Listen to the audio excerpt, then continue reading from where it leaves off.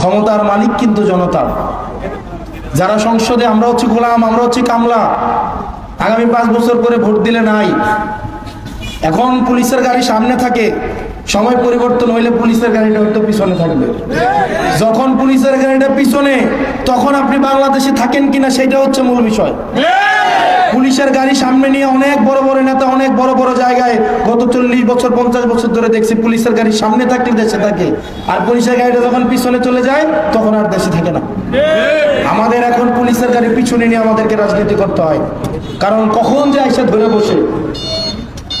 সেজন্য প্রিয় তরুণ প্রজন্ম, দেশটা আমাদের পাল্টাইতে হবে, কারণ বেগমপাড়ায় আমাদের বাড়ি নাই এবং আপনাদের বাড়ি হবে না, আপনারা পারবেন না করতে।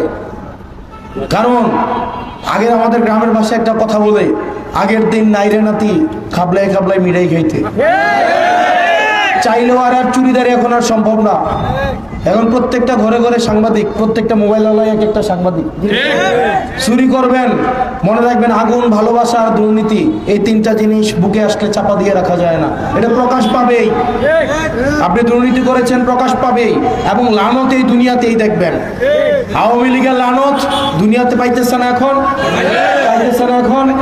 এমন একটা দল করলে জুড়ে বলতেও পারে না। লানত, আল্লাহ লানত দুনিয়াতেই দেখাচ্ছে। সেজন্য দুর্নীতি করে লাভ নাই, ছোট মন নিয়ে সমাজে চলতে হয়।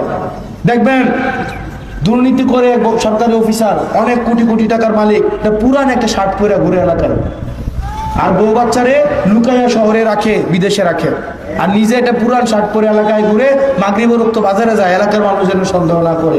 এমন সিদ্ধতের জীবন দুনিয়াতে আছে কোনো? সততার একটা আলাদা এক ধরনের আনন্দ আছে, একটা আলাদা এক ধরনের প্রশান্তি আছে। কম খাবেন, কম পড়বেন, কিন্তু মেরুদণ্ড সোজা রাখার এক ধরনের অন্যরকম একটা আনন্দ আছে, মাহাত্ম্য আছে, ঔদার্য আছে, কারো কাছে বিবেক বর্গা দেয়া লাগে না। সেজন্য এটা তরুণ প্রজন্ম যারা আছে, এই পোলাপাইন দেখবেন এদের আর এই টেনশন নাই যে অনেক টাকা দিয়ে দুর্নীতি করে বড় বড় জমি কিনবে, ফ্ল্যাট কিনবে।